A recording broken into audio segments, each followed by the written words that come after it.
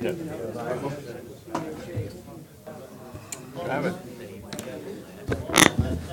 All right, here we go. Good evening. I'd like to call the June 11th East Ascension Drainage Meeting to order.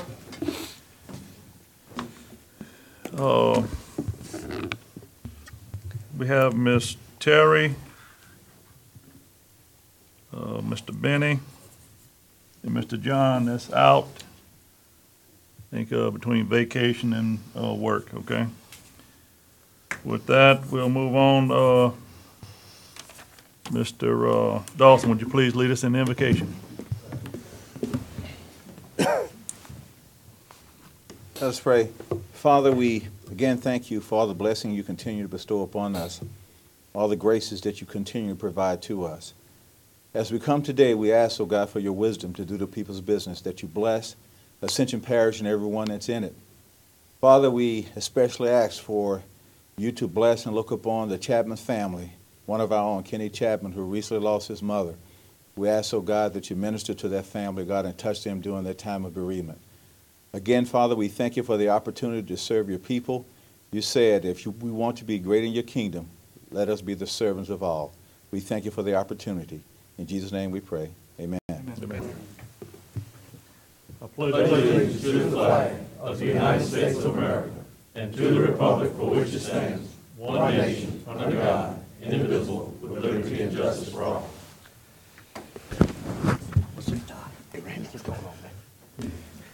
Anyone wishing to speak on any agenda item, please sign in with Ms. Deb.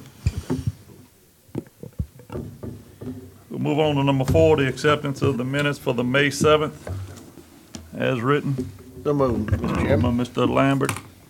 Second. Second by Mr. Kluart. There's no report, chairman's report. We'll move on to number 6, drainage report. Mr. Turo. What we have going on, GSA is working on a proposed Bluff Swamp and Spanish Lake flood risk reduction improvement. They're coordinating work for the improvements at Fish Bayou to reduce flood water retention in the swamp, the Bluff Swamp and Spanish Basin. GSA, GEC, and ELOS met with the Corps April 11th.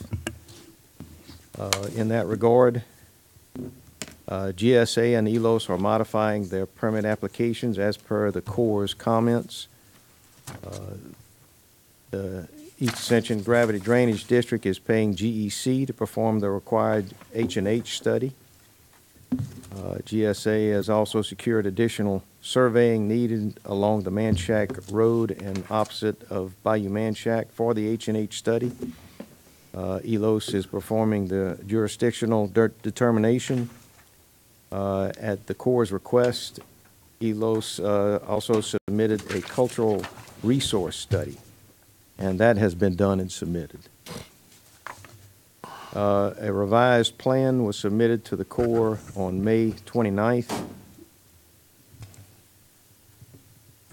And it's also noted that the Ascension Parish has, this is separate but related, Ascension Parish has approved contracts. There's an agreement with the parish and the Corps for the 214 agreement that could be used in this regard, but regardless of whether it's done or not, none of the work will be slowed down in that regard. So GSA will be looking into that possibility of using that brand new 214 agreement. The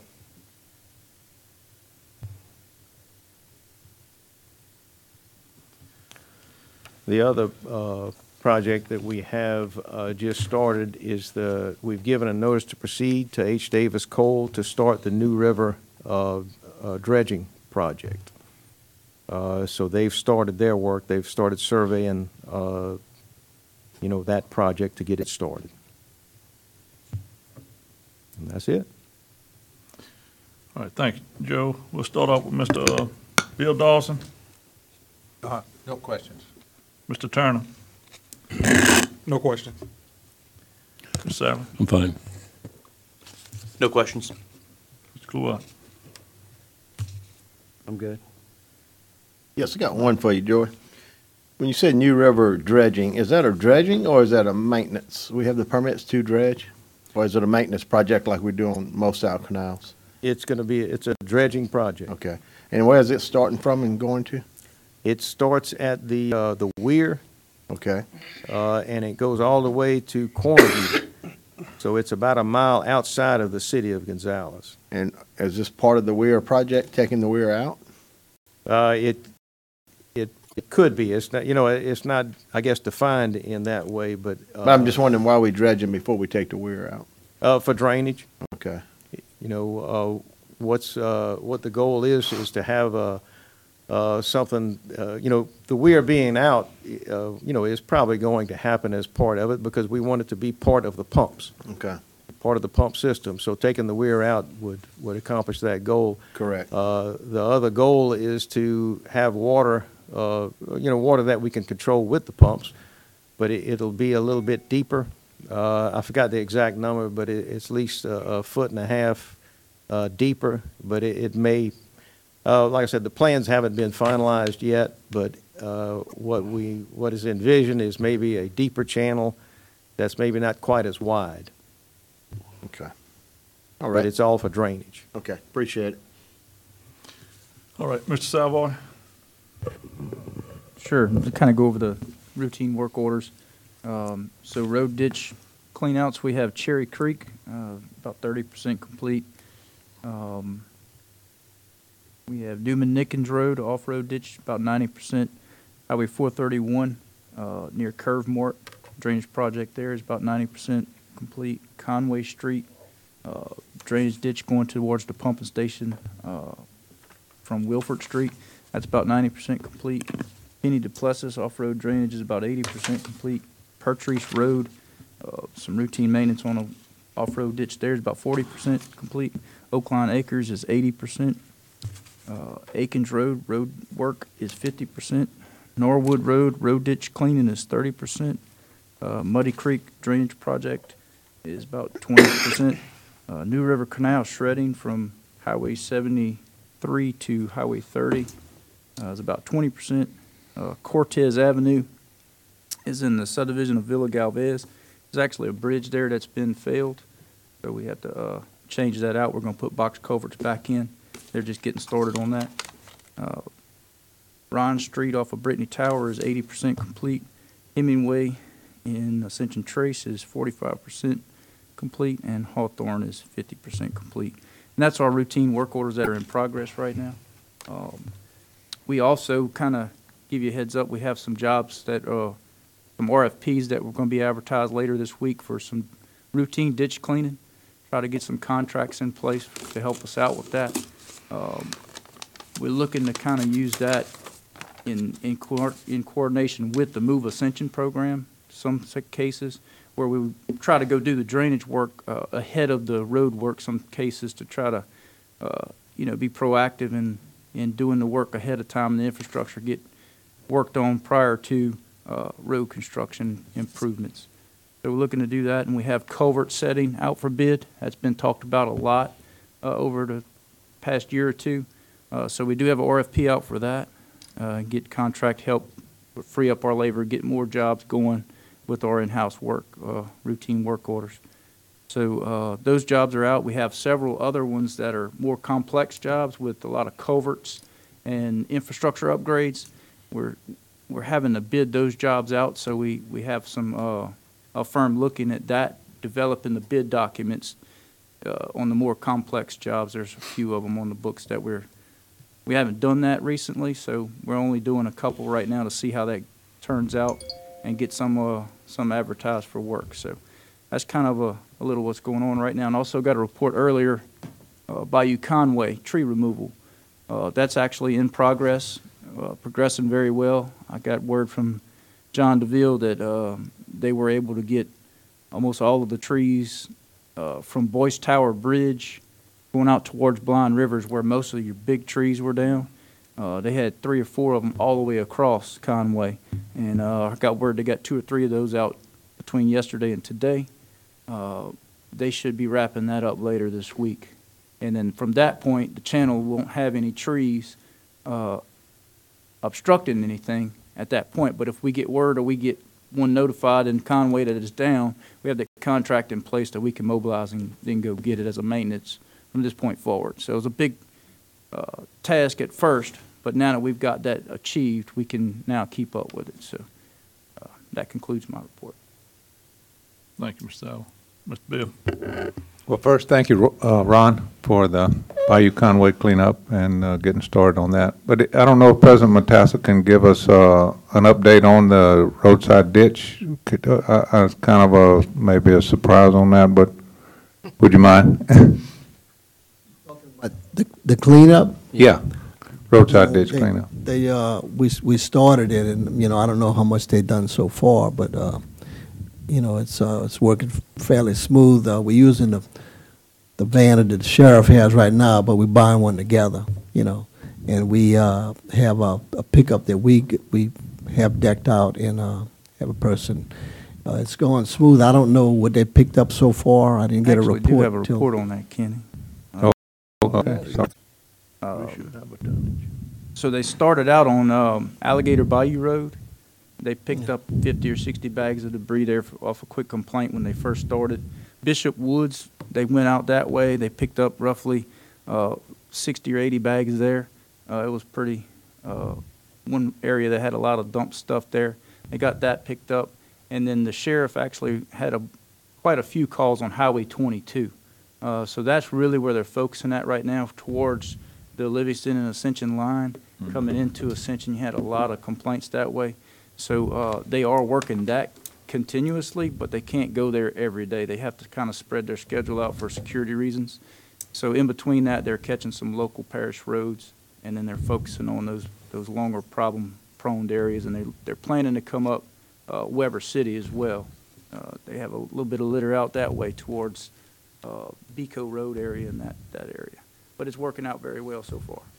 So is this correct that every day, I guess, depending on the weather, but every day they're picking up somewhere? Is that correct, Ron? 4 days, 4 teams. 4 days, yeah, 4 teams. Because that was the best schedule to pick up the most. Okay. Thank you. Anyone else? Go ahead, Mr. Cloy. Yeah, Ron, if they catch any slack, I'd like for them to catch Law Ridge Road, okay? Yes, And sir. work We'll that put it from on one the- end to the other. All right? And one other thing, You good? Travis got a road, too.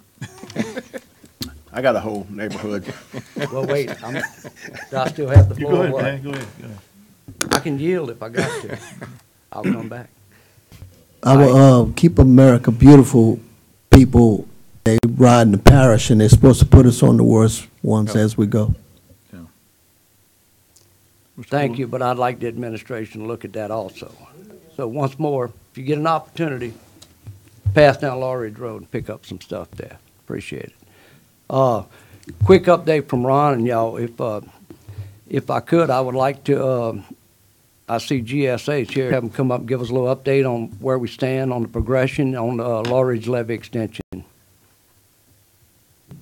What you working on now? Don't worry. I was advised not to speak on the project currently. Huh? I was advised not to speak on that project currently Okay. due to litigation. Thank you. Because of the lawsuit. That's good. Still concerned. Still have Mr. some Turner. people want to levy. Yeah, Ron, we need to try to add, can we add Wyatt Street in Darrow to it as well? To get looked What was the at? street? Wyatt.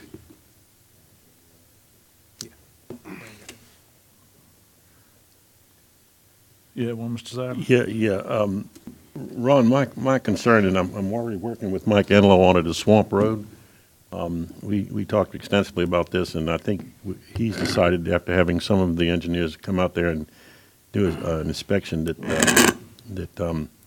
well, the right way to actually take care of the problem, which is the sides of that very narrow road are sloughing off and eroding badly in lots of places.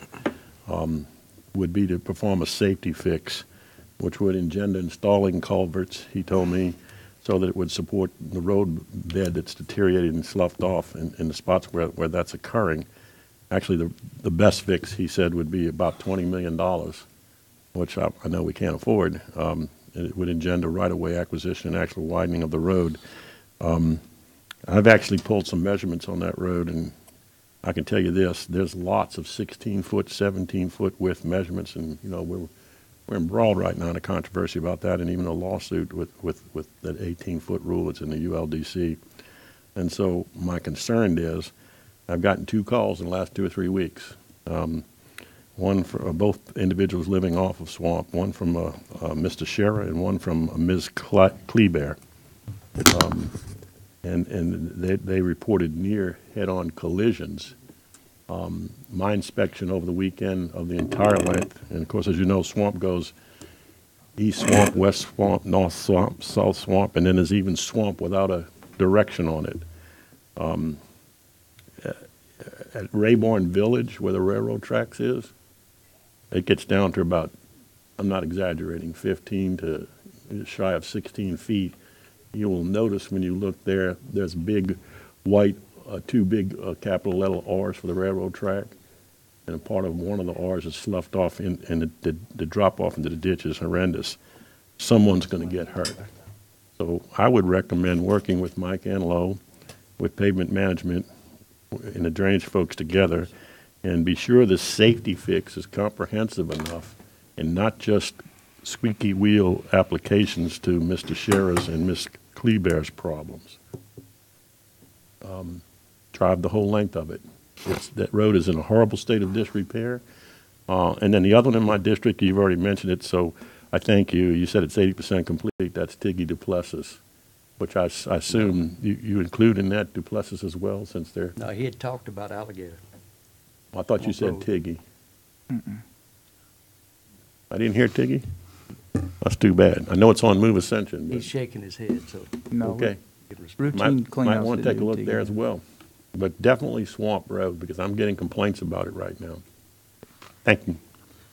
Mr. Aaron. Ron, I just want to thank you for coordinating your efforts with Move Ascension. I know we talked about that last time, and just doing a great job with it. Thank you very much. Mr. Lambert. I'm good. All right. Well, with the drainage report, hey, it looks like a lot of good things are going on. Definitely, we're starting to see throughout the parish now with the cleanup. It is really going great. So, hats off to all those folks that are helping move that forward. We'll move on to number 7. This is something, Mr. Kluart, the floodplain management discussion. We have one speaker before Ms. Capel on number 7.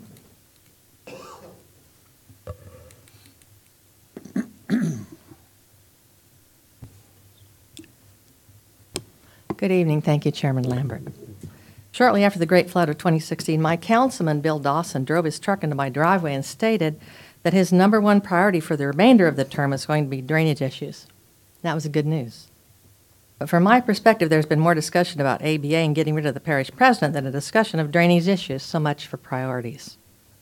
It's past time to discuss and put a plan in place.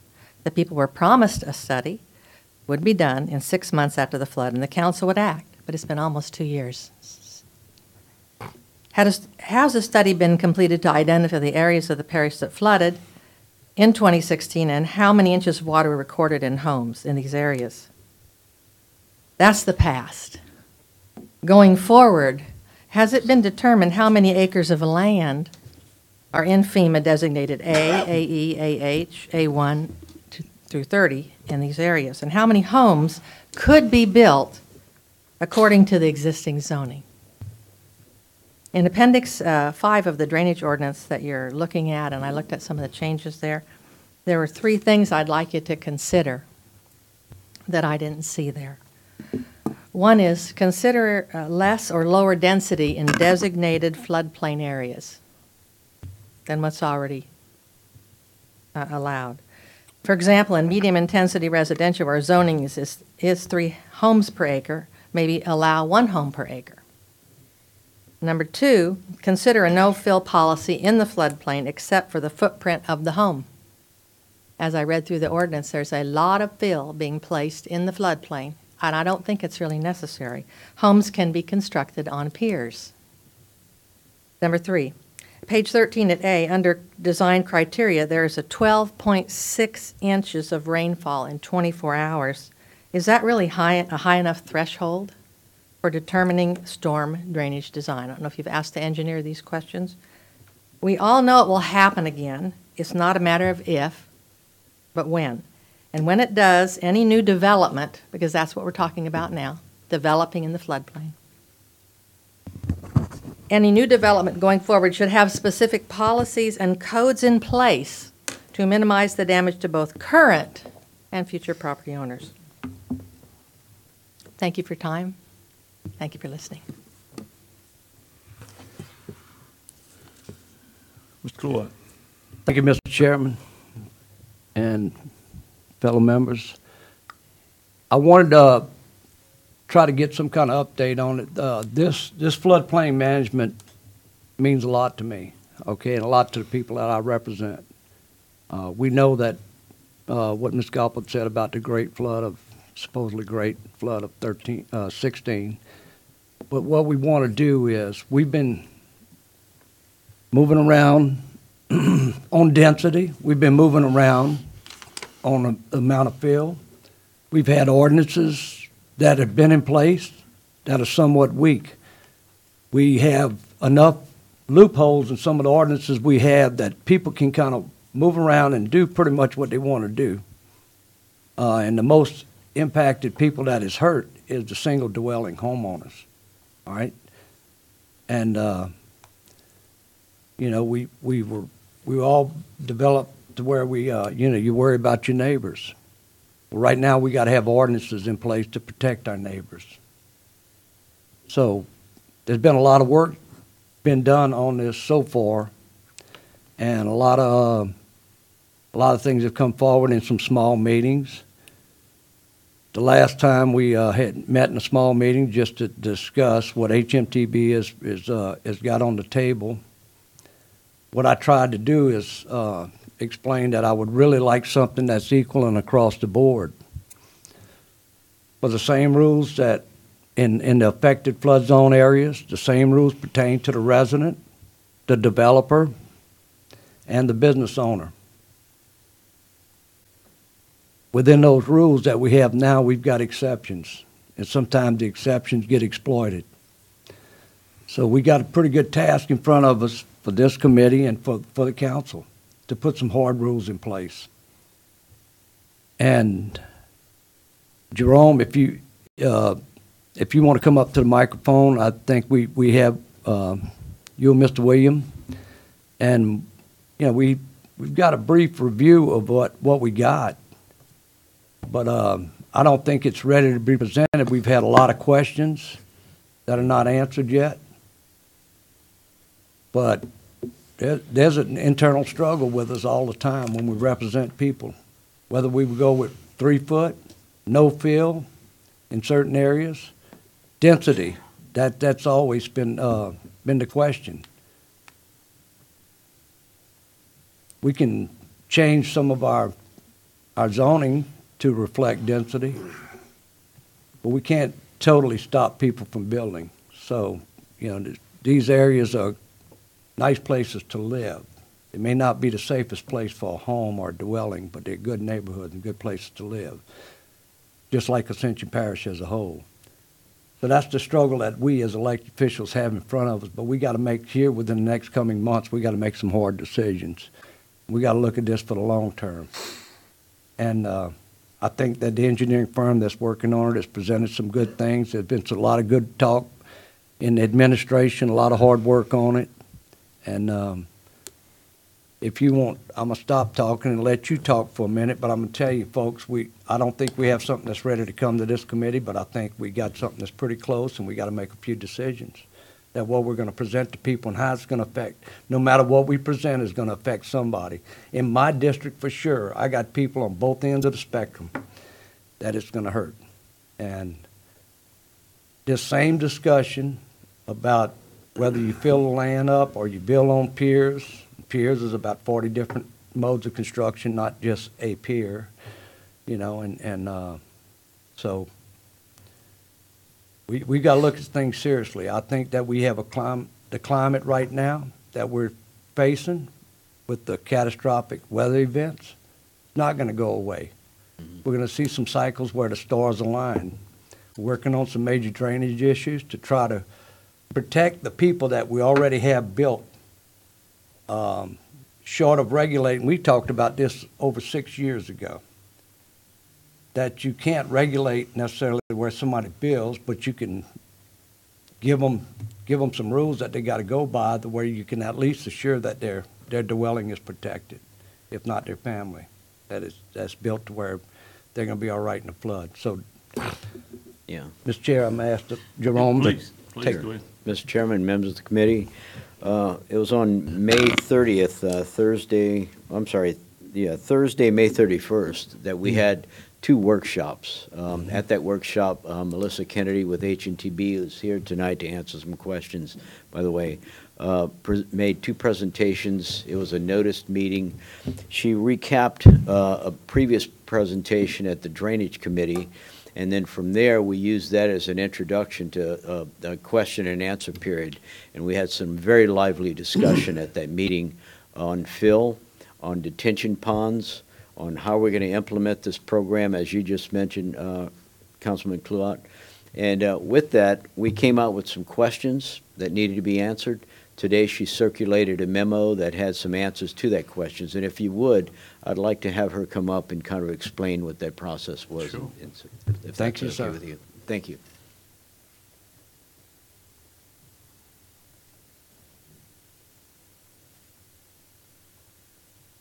Good evening, thank you. So as Jerome said, we had 2 public meetings on May 31st, one at 2 o'clock, one at 4 o'clock. Some members of the council here were there. And I basically gave the presentation to the public as I did previously, explaining, you know, what the changes were, why we're suggesting the changes made. And there was, as Jerome said, there was some discussion. And so I took note of all the comments, and we prepared our original suggested response regarding these and how to move forward, and I provided that to the administration, and that is where we need to go from here. Most of them, I think the answers are relatively straightforward. There was, again, concern regarding some of the detention technical criteria, and again, fill concerns or not fill, other concerns. And there was one that was the most, also had to do with detention and the difference between detaining for comp storage, for filling in the floodplain, and detaining for your stormwater design. And we had included in there that those 2 cannot be, they have to be separate volumes. In going back and looking at it, we're looking at it and going, theoretically, they should be separate hydraulically, completely, in other words, detained, or 2 different structures. Because of the way the intent of the detention and allowing that to release, and the intent of the comp storage, which is to allow backwater into the structure to hold the water to compensate for fill and loss of fill in the floodplain. So that's kind of the one area where I think we need to maybe tighten up the language again to clarify that. But again, I think most of the other concerns, are technical in nature or can be responded to. There weren't really a lot of comments against fill. There were just concerns about how to implement it and how that's going to impact areas in which you're very far down in the floodplain and where you have already very low ground, and your base flood elevation is relatively high, and the ability to try to achieve comp storage and detention, et cetera, in that type of area. It's ultimately, even if you allow fill, it's going to come down to economics because of the trying to achieve comp storage in this low area has to be spread out a long way, and it would be a lot that you're just not going to be able to achieve an economically feasible development in that regard. So, so where we are now, again, I submitted our suggested responses to comments. I think we need to come together again and talk about a few of those things. Then we need to continue proceeding with the overall floodplain management plan. And what that is to continue evaluating some of the watersheds that have not been evaluated yet. And the intent, and to speak to the woman, is that we are going to define the different inundation areas for the different type of storm events, so that that can be used in conjunction with the land use master plan that is going on with the parish to help define those type of zoning requirements. So those two are going to be working in junction together, along with the transportation master plan too. Yeah. So I don't know, did I explain enough? Questions? Yeah. Thank you, Melissa. And I just want to, reiterate that there's some serious discussions about whether you're 25-year, 50-year, whatever, the floodplains, the retention that a lot of people don't have a lot of faith in, and I know the engineering and the mathematics is there. Just general concern over an overall floodplain area, and probably 85% of my district is in a floodplain. And so, personally, where I live, the elevation, if you stand on the ground, is at 5.3, okay? And so that's where you're at. We rehashed the fact that years ago when we had to upgrade floodplain from FEMA and the floodplain elevation to build a home, that we ended up with the ant hills, people call them, just single dwelling on a high hill. They can look over the next person's house, that type of stuff. But we really need to, I think one of the more serious things that this council is going to have to address is the fill and how it's being distributed. Within those public meetings, we had people from other public entities within the parish that do buildings for public people. And, wondering how are they going to manage their budget to follow new plans. And I'm sure we'll work with them 100%. And I know it's hard. What I'm asking the administration, I'm asking you guys for, is we're trying to put an ordinance forth that is simple and that has the same consequences or favorability on a resident, a business owner, or a public entity. We know that within the administration, we're building fire stations back, things like that. You're having to follow the rules, and so it's going to be hard, and we're not going to get over the effects of the 2016 flood anytime soon. And I appreciate you all bringing the hard facts in front of us and bringing to this council what we need to look at and what's real. Thank you. Any other questions for Ms. Kennedy? Ms. Sadler? Yeah, Ms. Kennedy, thank you. Not so much of a question, but I just want to reiterate, because I share, Ms. Gopalt talked about 3 different questions about the HNTB recommendations for altering our land development code that were specific, and it sounds like there were some discussions at these stakeholder meetings about the same, and then others. I had 2 of those. Well, I've got 4 on my list total on there originally, and then as I listened to Mr. Kluart moments ago and your comments as well, I just want to be sure, okay, that whatever the final product looks like, that we have appropriate density concerns and recommendations for floodplains. Mm-hmm. And I think that's mega important for one particular reason. Overdevelopment's bad enough in a place where you could stand overdevelopment and get away with sitting in traffic jams, or God bless us, still working on trying to get sewer and so forth. But overdevelopment in floodplains where lots of houses go under is totally demoralizing to the people. Mm-hmm. and they can and will vote with their feet, and they'll leave us, and we don't want that. Number two is, I heard Ms. Guppolt, this is one of hers, I guess, talk about building on piers. I currently, unless I've missed it, don't really see that in the HNTB recommendations. It does say that in there. If you wanted to go higher, we're limiting fill to 3 feet. And for individual homes, it is pretty much directly under the home. If you want to go higher, then it does say to either use piers, chain wall type construction. Right. So it does say that in there. Right. I don't know about if you want. I would use the example of my own personal life. I own 2 homes in Louisiana, one in Prairieville that I live in. It's basically on the ground. Actually, it is a pier home, but it's on maybe 5 or 6 standard bricks up off the ground, and water's almost come into it more than once.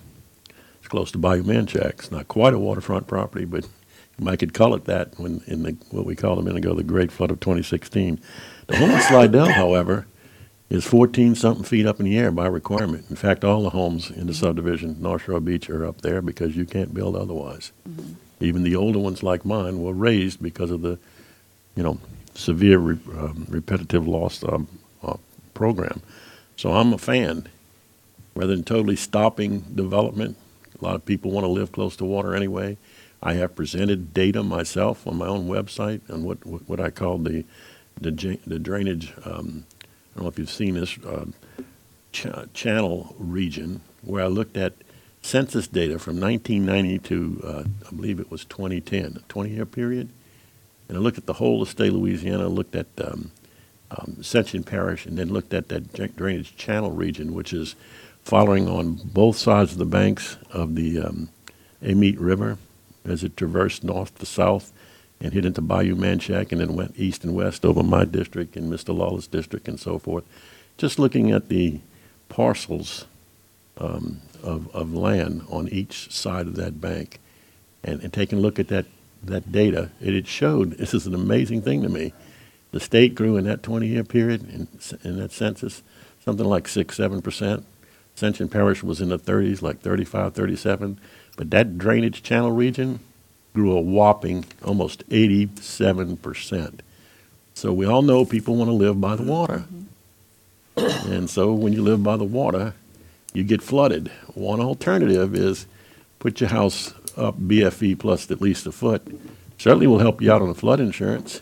I'm fighting that battle right now with FEMA. I mean, my insurance before lifting the house was $8,000, and I'm working on it. Been working on it for months. It's going to drop down to around $400 or $500.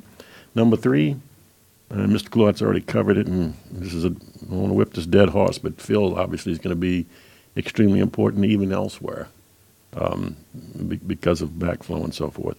And then I want to ask you about the new one you put on the table, detention ponds.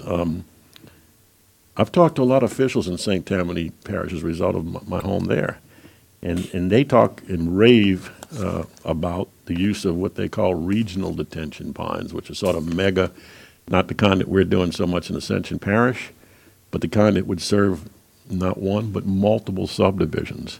Now, I don't know if we have the appropriate areas to do that, but I would bet you in some of these fish bowls, we probably could get away with 1 or 2 here or there if the developers insist and we continue to allow them to develop in what I would otherwise call undevelopable, unless you want to go up with the piers, land.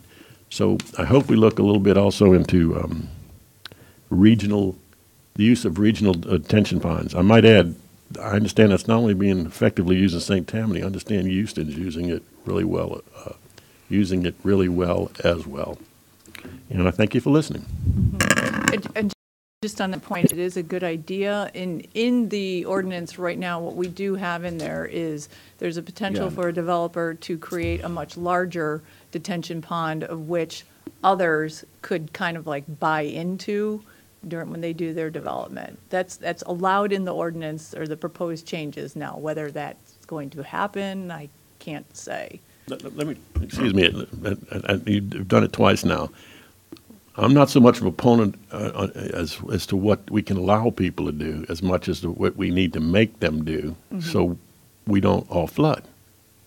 So I'm looking for language on all of these issues that says, if you're going to build here, you have to do this.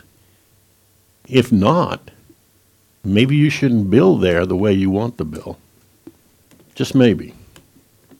Because just leaving it up to individuals, they'll just do it. And then, you know, years later, somebody floods and then everybody's unhappy. Yeah, the issue there is you have detention in place first before then the development can. That's more or less what I'm talking about. I think going forward in AP, because of what's happened in the great flood of 2016 in August, okay, we need to be proactive and not reactive anymore to rain events. And the best way to do that is to have appropriate housing for the area, whether that be up on piers like BFE plus a foot like me, whether that be whatever, just straight fill, regional detention ponds, et cetera, not after the fact. Our drainage impact study, just like traffic impact studies, I gleaned this from when you talked last time in front of this. In fact, remember I talked to you about it. You used words like it had gaps in it, it was uncoordinated, you know, it didn't mesh with other things and so forth, and the laws were all over the place. And basically, I got a picture that sort of like the label that was placed on traffic impact studies, TIS, on DIS, drainage impact studies, not worth the paper it's written on right now. And so I know you probably don't want to go that strong. I know how everybody operates, so you just let me do that. I'll stick my neck out. I've done it before, well beyond my cervical region, okay? But I really, really feel strongly. This ain't, you know, getting in a traffic jam here. This is your house going underwater, which is your single biggest, for most people, investment. So we need to be proactive in my mind. Thank you. Thank you. Finish up. Todd gets. I'm good. Go ahead. Thank you, Melissa and Jerome. And, Can I? Yes. yes, go ahead, Jerome. Yeah, I think one of the things that we'd be looking for tonight is some direction from you as to how you want to proceed with this. We came up with ordinance changes. We had the workshops. We've addressed some of the questions that appeared that were asked at the workshop. I think we'd like to ask you is what kind of direction would you like us to come back with a full modification based on the questions that were raised and the answers that we provided? I'm asked if the chair asked at the next meeting that you come back with the changes incorporated in that and some verbiage and let legal look at it and come back with something that you're proposing, even if we make some changes to it. Okay. But it'll be the final, the last draft. Okay. That's what we need. Okay. And that was the whole scope of this work and these working meetings. This has been, I mean, this is something that's not going to happen overnight. Our districts are going to change, so we need to have this right. Okay. And I appreciate you, Mr. Cloyd, bringing it out. And go ahead. I just want to say thank you to Melissa and Jerome, but both of y'all were at the planning, land use planning meetings that we had. I know you were at the one in Oak Grove, and it means a lot to have seen y'all there and to be involved in that. Not necessarily giving your ideas, but listening to the public, the opinions they had, because that all ties in to not just our land use plan, but our drainage plan, our transportation plan. So thank you all for being involved. Thank you. Yeah, and I just want to close with one thing, and this is a true case, is that in the fall of 2015 and into the spring of 2016, I had complaints from people in my district about one of their neighbors that had a large tract of land that was digging ponds and filling it up. And as I worked through all the administration and different departments to try to find out what can we do, is this guy getting a permit, anything, it came down to the summer of 2016 when I was told we can't do nothing with him right now, but when he goes to build a house, he's got to come to us for a permit, okay? All right, so okay. So I got to go back with the people with that. And the only other thing is if he's filling up wetlands, then you know the Corps of Engineers can sanction him. Well, the only way to get the Corps of Engineers to sanction somebody is if somebody calls and makes a complaint. All right, so somebody has to do that. So we go through. We end up having this flood in August of 2016, and through different research, this land is separated. He's already got this large piece of land separated in about 3 or 4 lots. Based on the rules that we have in effect right now on simple subdivision of land, is he took 100 foot of this main road and meandered 30-foot path down to a lot, take another 100 foot of this main road and meander another 30-foot path down, so multiple passes. Well, after the flood and everybody's cleaning up and everything, well, right now, I'm gonna tell you, everybody, they got multiple houses on there, and I hadn't seen one shovel of dirt change from what it was or any improvements there. And this is just, there's multiple cases like that. So we've got some laws, we got some rules that we need to look at that is not favorable for everybody and not equal to everybody. Once more, the challenge that I had to Melissa and Jerome and them, come up with something that's equal and across the board, something that we can hang our teeth in. And to quote somebody, today is safe. This is what you got to do. If you can't do this, you can't do it. Okay? And at the end of the day, whatever rule we come up, it's going to be either somebody that I know I've been knowing all my life, or possibly somebody I'm related to. Okay? So we're going to hash this. We're going to throw it out there for everybody. And I want something that not everything's a deal. Not that there's a paragraph in the corner, in the back, Appendix Z, that if you do this, and stand in the corner and kick the Coke machine, then you can fill up 3 more acres, okay? I want something that sticks. All right? And I appreciate it. Thank you, sir. Appreciate you, Mr. Cloat. With that, we'll move on to number 8. So moved. Moved by Mr. Lawler, second by Mr. Lamb for adjournment.